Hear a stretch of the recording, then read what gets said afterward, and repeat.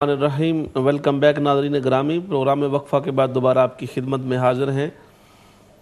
Programme بہار شریعت آپ کی خدمت میں پیش کیا جا رہا ہے اور حسب معمول یہ پروگرام ایوری ٹیوزڈے 9 PM شروع ہوتا ہے، جس میں آپ اپنے سوالات کے ساتھ تشریف لاتے ہیں۔ رمضان المبارک کے بعد اپنی روٹین کے مطابق یہ پروگرام ایوری ٹیوزڈے 9 PM ہوا کرے گا اور آپ حسب معمول اپنے سوالات کے ساتھ انشاءاللہ تشریف لائیں گے اور جوابات سے استفادہ کریں گے۔ وقفہ پر جانے سے پہلے ہمارے اسٹوڈیو میں معزز مہمان تشریف فرما ہیں، محترم المقام مناظر اسلام حضرت علامہ سید محمد عرفان مشہدی دامت برکاتہم القدسیہ، اور آپ قرآن و حدیث کی روشنی میں آپ کے سوالات کے جوابات ارشادہ فرما رہے تھے، اور آپ نے محمد اشفاق صاحب کے سوال کا جواب بڑی تفصیل سے ارشاد فرمایا کہ شریعت اور طریقت میں کوئی اختلاف، کوئی تناقض اور تخالف نہیں ہے، نہ ہی یہ ایک دوسرے کی ضد ہیں، نہ ہی ان میں کوئی کنٹرڈکشن ہے، بلکہ طریقت کے ذریعے انسان کا شریعت پر عمل اور پختہ ہوتا ہے، اور شریعت کی طرف سے ادا کردہ تعلیمات عملی شکل میں اس کی کردار کا، اس کی طبیعت کا اور اس کے بیہیویئر کا حصہ بن جاتی ہیں۔ جو لوگ یہ کہتے ہیں شریعت اور چیز ہے، طریقت اور چیز ہے، وہ ان کی بات بالکل بے بنیاد ہے، غلط ہے، زندیقیت ہے، اس کا اسلام سے کوئی تعلق نہیں ہے۔ طریقت کے فیضیاب ہونا اور طریقت پر عمل کرنا اور طریقت کے فوائد و ثمرات حاصل کرنے کی سب سے بڑی دلیل یہ ہے کہ اس بندے کا شریعت کے ساتھ رابطہ مضبوط ہو جائے، وہ نمازوں کی پابندی کرنے لگ جائے، مساجد کے ساتھ اس کا پیار، اس کی لگن اور محبت اور زیادہ ہو جائے، علماء کرام کے ساتھ اس کی وابستگی بڑھ جائے، اور اللہ تبارک و تعالیٰ کی ذات بابرکات کا فیضان قرآن و حدیث کی روشنی میں اسے زیادہ سے زیادہ ملنے لگ جائے، گناہوں سے بچنے لگ جائے، فواحش اور منکرات اس کا دامن ان سے پاک ہو جائے، اور اس کی ذاتی زندگی میں ایک انقلاب اور تبدیلی آ جائے۔ یہ طریقت کی وہ فیض رسانیاں ہیں جو لوگوں کو نصیب ہوتی ہیں۔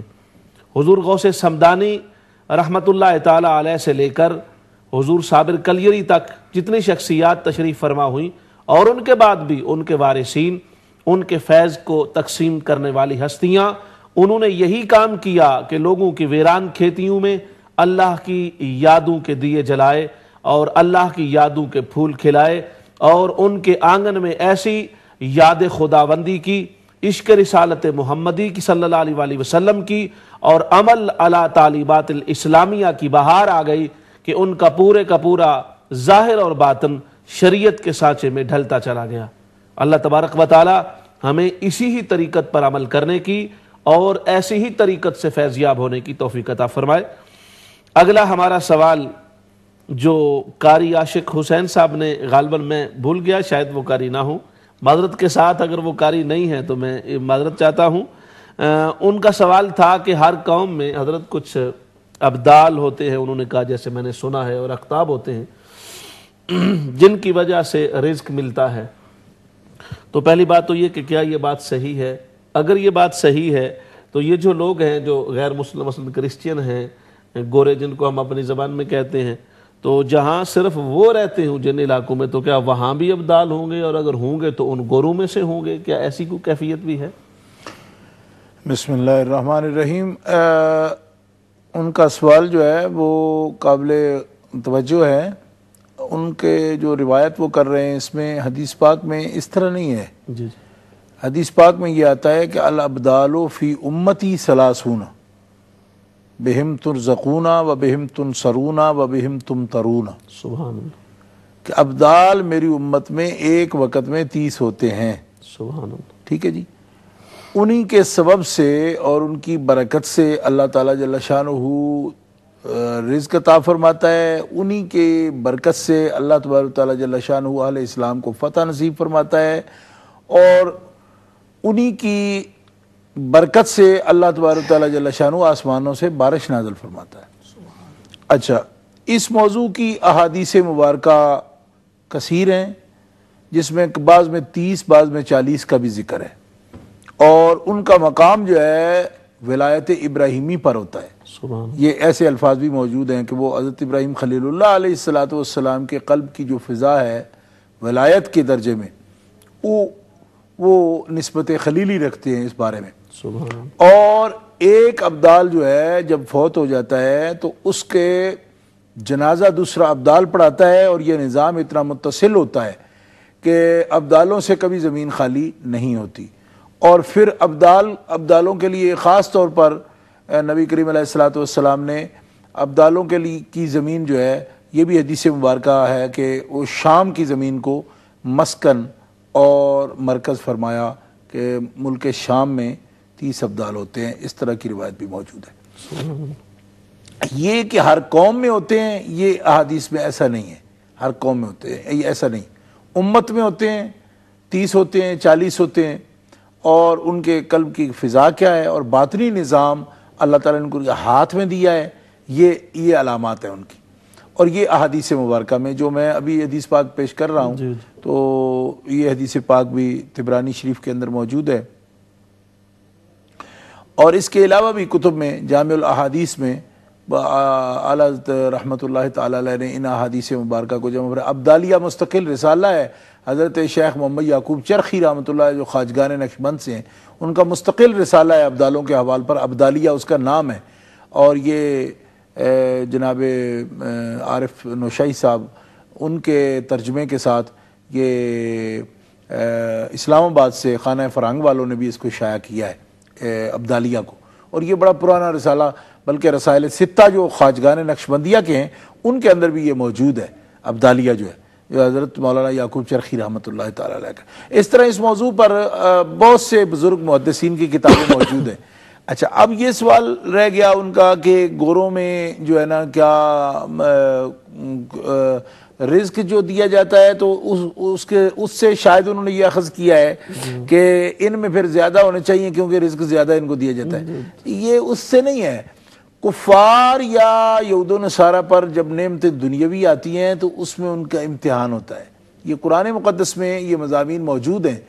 چونکہ کفار جو ہوتے ہیں ان کا آخرت میں کوئی حصہ نہیں ہوتا، اس کو ان کے حق میں نعمت نہ سمجھیں، کیونکہ ان کے حق میں یہ بہت بڑا امتحان ہے کہ ان کو جو کچھ بھی ملنا ہے اسی دنیا میں ملنا ہے. آخرت میں جو لوگ دین اسلام سے وابستہ نہیں ہیں ان کا کوئی حصہ نہیں ہے. اس لیے ان پر کثرت کے ساتھ، اور وہ بھی ان کی عقل سے، علم سے، اسباب سے، وہ چونکہ سارا بھروسہ ان کا اسی بات پر ہوتا ہے کہ ہمارے علم کی ساری دین ہے، تو یہ اس وجہ سے ہوتا ہے.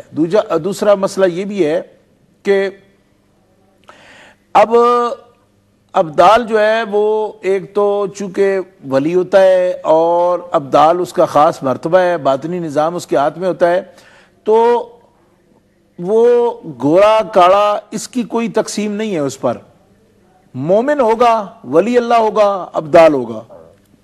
تو گوروں کی قوم میں بھی کتنے مسلمان ہیں، یعنی جو انگریز ہیں نسلی طور پر کتنے ہزاروں مسلمان ہیں ان کے اندر بھی. تو ان کے لیے بھی کوئی منع نہیں ہے، ان میں بھی کوئی آدمی مومن ہے تو وہ اس درجے کو وہ پہنچ سکتا ہے. آپ کو پتہ ہے کہ کتنے کتنے خدام دین ہیں جو نسلاً انگریز ہیں مگر انہوں نے بہت دینی خدمات بھی کی ہیں اور بڑے بڑے اس میں متقی پرہیزگار ہیں. یہاں اس ملک میں رہتے ہوئے میرے مطالعے میں ایسے لوگ ہیں جو انتہائی متقی پرہیزگار ہیں، نسلاً انگریز ہیں. اور آپ ان کے اگر حالات کو دیکھیں، احوال دیکھیں ان کے، تو آپ کو رشک آئے گا کہ کس قدر وہ ذکر اذکار میں اور درود پاک میں مصروف رہتے ہیں. لہذا گورا ہونا کوئی اللہ تعالیٰ کے قرب سے مانے نہیں ہے. ایمان حاصل ہو جس قوم سے ہو، کالا ہو، گورا ہو، دوڑا ہو، کسی رنگ کا ہو، تو اللہ تبارک تعالیٰ جل شانہ صورتوں کو تو نہیں دیکھتے، وہ ان کی اپنی ہی بنائی ہوئی ہیں، صورتیں نہیں دیکھتے. تو یہ تو حدیث پاک میں بھی موجود ہے کہ اللہ تبارک تعالیٰ صورتوں پر نظر نہیں، دل پر نظر فرماتا ہے. تو دل سونا ہو تو بات اس سے بنتی ہے، منہ سونے سے بات نہیں بنے گی. جی ہاں، دل سونے سے بات بنتی ہے. اور سونے سے کیا مطلب ہوتا ہے؟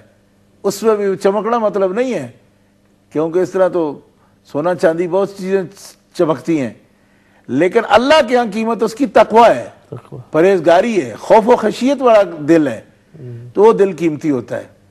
یہ ٹوٹے ہوئے دل ہی خاص ان کی کمائی ہے. سبحان. جی بہت شکریہ.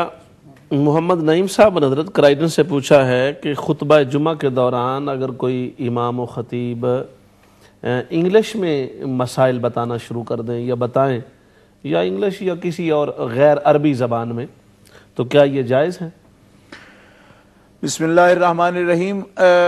مسئلہ یہ ہے جی کہ خطبہ جو ہے بنیادی طور پر اللہ تعالیٰ کی حمد اور پیارے محبوب علیہ الصلوۃ والسلام پر درود و سلام اور احکام اسلام اسی کا نام ہے لہذا خطبے کے اندر بھی شریعت کے مسائل بیان کرنا جائز ہیں، بلکہ باقاعدہ خطبے کا ایک حصہ ہے، اور جتنے بھی خطبات کی کتابیں عربی میں بھی ہیں ان کے اندر بھی احکام موجود ہیں۔